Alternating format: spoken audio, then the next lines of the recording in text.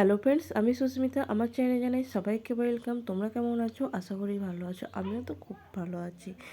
তো দেখো, আমি দণ্ডি কেটে যখন বাড়ি যাচ্ছি তখন আমার বন্ধু ছাগলটাকে নিয়ে যাচ্ছে, যেহেতু আমাদের বার্ষিক ছিল। আর এদিকে দেখো, এই জামাটা আমি কাটিয়েছি এবছর নতুন পুজোয় পরার জন্য। কেমন লাগছে বলো, আর কালারটা কেমন হয়েছে জানিও।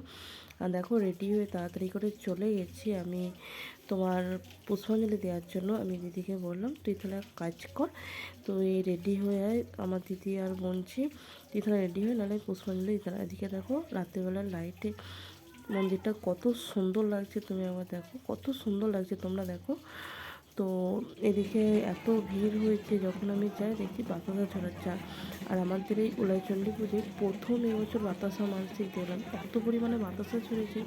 আমি তো প্রায় 500 বাতাসা মানে করাইনি, চেয়েছি, দাও চেয়েছি, দিয়েছে। আর এদিকে দেখো, পুজো অলরেডি হয়ে গেছে, তো আরতি হচ্ছে। আরতি হওয়ার পরেই পুষ্পাঞ্জলি দেওয়া হবে।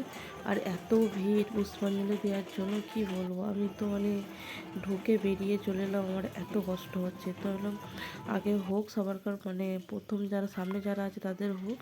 আর এদিকে দেখো, এবছর আবার মন্ডা পর্যন্ত ছড়িয়েছি, মানে মানসিক চলো, এগুলো যে কটা ছড়াচ্ছে সব মানসিকে। দেখো, পুষ্পাঞ্জলি দেওয়ার সময় মানে ভিড় কীভাবে, দেখো আমার পুষ্পাঞ্জলি দেওয়া অলরেডি হয়ে গেছে। তো ওখান থেকে বেরিয়ে এসেছি। আর মন্দিরটা যেহেতু এবছর রং করেছে, এত সুন্দর লাগছে, মানে সামনে থেকে না দেখলে তোমরা বুঝতে পারবে না কত সুন্দর লাগছে। ফোনে কতটা সুন্দর লাগছে জানি না, সামনের থেকে দেখলে এত সুন্দর লাগছে। এবছর ডেকোরেশনটাও একটু অন্যরকম। আর এদিকে দেখো, আমার মানে সব বন্ধু বান্ধবের সঙ্গে দেখা হয়ে গেছে। আর চলে গেছি আমরা সবাই মিলে আইসক্রিম খেতে। আর আমার তো মানে যেহেতু তার আগের দিন কিছু খাওয়া হয়নি, কেউ রাতের বেলায় খাওয়া হয়নি, একটাই কারণ মা ছিল না। আর সত্যি কথা বলতে কি, আঠা ময়দার জিনিস আমার খুব একটা খেতে ভালো লাগে না। তো কোনো রকমে একটুখানি খেয়ে শুয়ে পড়েছিলাম দেখো। আর যেহেতু উপোস, তারপরের দিন আছে রক্ষা মায়ের পুজো, সেদিনও উপোস। তো ভালো লাগছে না কিছু। আবার এখানে আইসক্রিম খেতে আমরা চলে গেছি।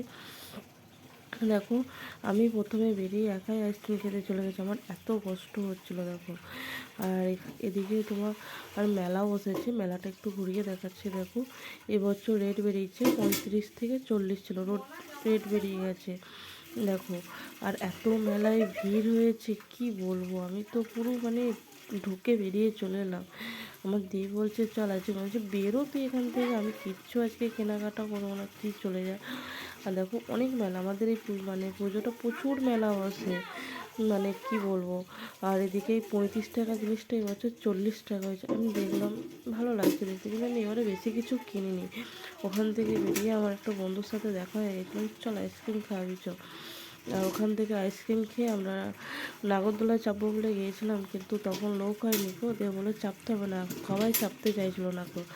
দিয়ে আমার দিদি বলছে তাহলে চল ড্রাগন টেনে চাপ, মানে চল তাহলে ড্রাগন টেনে চাপ। সে ড্রাগন টেনে চেপে মানে কি বলবো, অন্যদের বেশিক্ষণ ঘোরায়নি। আর আমরা যখন চেপেছিলাম না, ওই ট্রেনটা তখন মানে ভর্তি হয়ে গিয়েছিলো, সে ঘুরিয়েই যাচ্ছে তো ঘুরিয়েই যাচ্ছে, কি বলবো।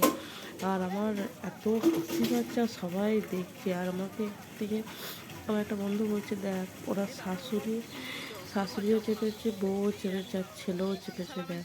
আচ্ছা হ্যাঁ ঠিক আছে, তোর শাশুড়িকেও নিয়ে আয়, তোর শাশুড়িও চাপবে, বউও চাপবে, তুইও চাপবি তার পাশে। বলছে বেরো এখান থেকে। বেরোর কী আছে, বেরোর কী আছে। দেখো এখানে কত সুন্দর লাগছে ড্রাগন ট্রেনটা। আর কি বলতো, আমাদের এখানে খুব একটা মানে বড় আসেনি, মিডিলটা এসছে। আর এখানে আমরাও চেপে পড়েছি। আমার দিদিকে বলছে একটু হাই করে, তার ওদিকে ওই মানে বুনি হয় ওটা, আমাদের সঙ্গে বললো যে পিসিটা বললো তোদের সঙ্গে নিয়ে না, ঠিক আছে সামনে বসে নিচ্ছি, অসুবিধা কিছু হবে না, তো ভয়কার কিছু না। এদিকে আমাদের ট্রেনটা ছেড়েও দিয়েছে। দেখো আমার দিদি বলছে ভিডিও করছিস তো, ফোনটা পড়ুক একবার, তারপর তুই ভাবাস, তারপর তোর মজাটা দেখাবো। এদিকে আমরা একটু ভিডিও ফোনটা একটু হাই করে দিয়ে জামাটা বার করে নিচ্ছি। আর এদিকে ভিডিওটা একটু আটকে আসছিলো আছে। আর ওখান থেকে চলে আসার পর আমাদের সব বন্ধুদের সঙ্গে দেখা হয়ে গেছিলো। ওকে বলছি তোর বিয়ে ঠিক হয়েছিল, কী খবর রে, জিজ্ঞাসা মাত্রই না ক্যামেরা করছে দেখেও পালিয়ে গেল। আর যাই হোক, একটা বন্ধু কিছু কমেন্ট করতে চাইছিলো কিছু, মানে ওটা স্কিপ করে দিয়েছি। তো বন্ধু বান্ধবদের ব্যাপার না শুনলেও চলে যাবে। দেখো এখানে আমার দিদি বোনঝি বোন সবাই মিলে একটু আড্ডা নিয়ে নিলাম, তারপর পুজোর থালা নিয়ে বাড়ি চলে যাবো। এরকম পুষ্পাঞ্জলি দেওয়া হয়ে গেছে, তো পুজোর থালা নেবো, এখনও পুজোর থালা বেরোয়নি দেখো। আর এদিকে কী বলবো, এত ভিড়, ভালো লাগছে না কিছু। তো দিদিকে বলছি চল বাড়ি চলে যায়, ভালো লাগছে না। দিদি বলছে ঠিক আছে। দেখো ঠাকুরটা কেমন লাগছে জানিও, ভিডিওটা ভালো লাগলে লাইক কমেন্ট অ্যান্ড শেয়ার করো।